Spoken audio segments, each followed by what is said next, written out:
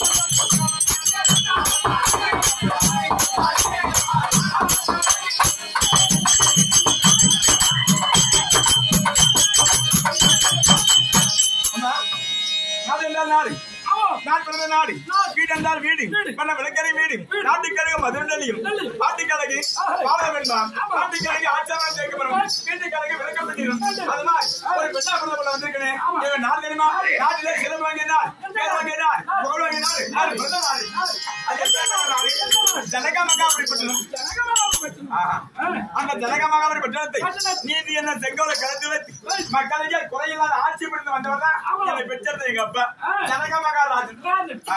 அந்த ஜனக மகாராஜனுக்கு நான் சுடலை அம்மனுக்கும் நான் ஒன்னே ஒண்ணு நான் கண்ணிய கண்ணு ஜானகி ஜானகி என்பார்கள்.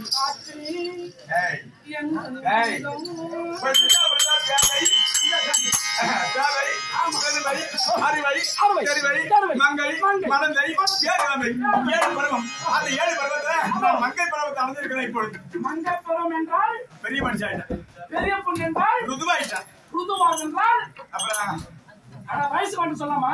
நான் சொல்றேன், வேற சொல்றேன். அந்த மாதிரி பெரிய பொண்ணா இருந்தால் இன்னைக்கு தாய்ல கூப்பிட்டுருக்காங்க. நீ வரையா போ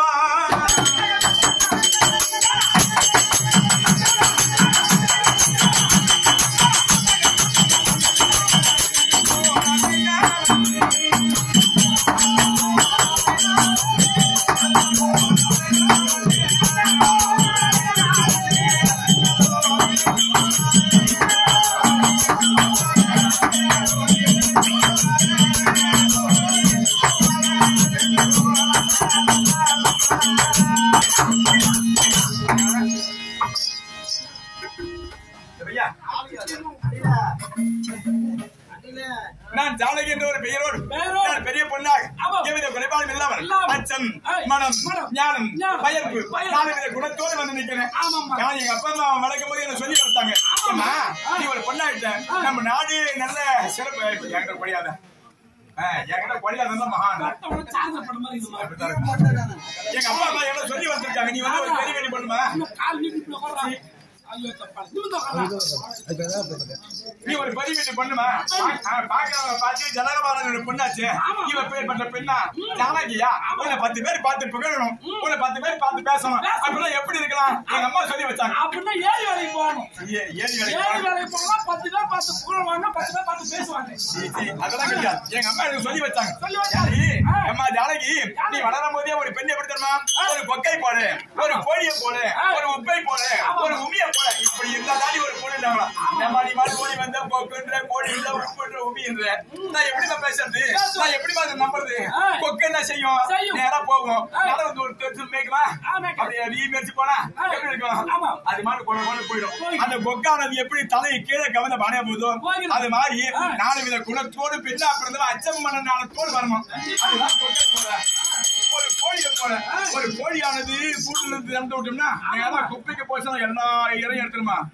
எல்லா நல்லதை கட்டதுன்ற மாதிரி ஒரு குடும்பத்துல எல்லாம் இருக்கும். அதை மட்டும் எடுத்துக்கிட்டு பாப்பா கல்யாணம் பண்ணி போனா அப்படின்னாங்க. அதுதான் ஒரு என்ன நல்லதா இருந்தாலும் கெட்டதா இருந்தாலும் இப்படிதான் பேசணும்.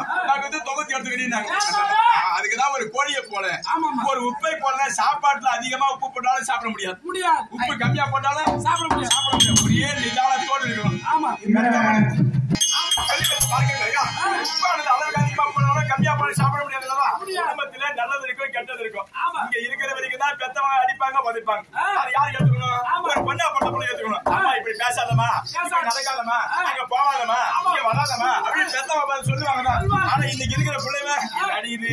எங்க அப்பா அங்க போக விட மாட்டாரு, எங்க அம்மா அங்க போக விட மாட்டேன், கொட்டுது இங்க உட்கார வைக்கிறதுன்னு. அது மாதிரி எடுத்து எல்லாம் நல்லதுக்கு நம்ம சொல்றதுக்கு நல்லதுக்கு அப்படி எடுத்து போனோம். அந்த மாதிரி புகுந்த வீட்டுக்கு போனா ஒரு புகுந்த வீட்டுக்கு போனா மாமியார் சொல்றது ஒண்ணு இருக்குது. அந்த மாதிரி ஒரு அளவோட எடுத்து போனா கடைசியோட வளமோட இருக்கலாம். அந்த காலத்து பெண்கள் தாய்தல் பேச்சு கேட்டாங்கம்மா. அந்த காலத்து பெண் நெத்தில பொட்டலாமல்ல, இந்த காலத்து பொண்ணு செல்ல நெட்டலாமல்லமா. அதனால அந்த மாதிரி கும்மிய போல கும்மியானது அரிசியை எப்படி போத்தி பாதுகாக்குதோ அந்த மாதிரி குடும்பத்தை நீ போத்தி பாரு. இன்னார் வீட்டு பெண்ணு இன்னார் வீட்டு மருமவன் அப்படி அதுதான் கொக்கை போல கோழியை போல உப்பை போல உம்மிய போல இருக்கணும் ஒரு பெண்ணு. புரிஞ்சுக்கிறியா? அந்த மாதிரி பெண்ணாலதான் ஜனக மகாராஜனுக்கு சுண்ணனை அம்மனுக்கு நான் ஜானகன் ஒரு பையனோட வந்துட்டேன். அந்த மாதிரி நடந்து வந்துட்டேன். இதுக்கு ஏது காரணம்? என்ன காரணம்? எங்க அப்பா கூப்பிட்டு நாளைக்கு வந்து ரொம்ப நேரம் ஆயிடுச்சு. எங்க அப்பா இங்க உட்காந்துருந்தா எப்படி பாக்குறது?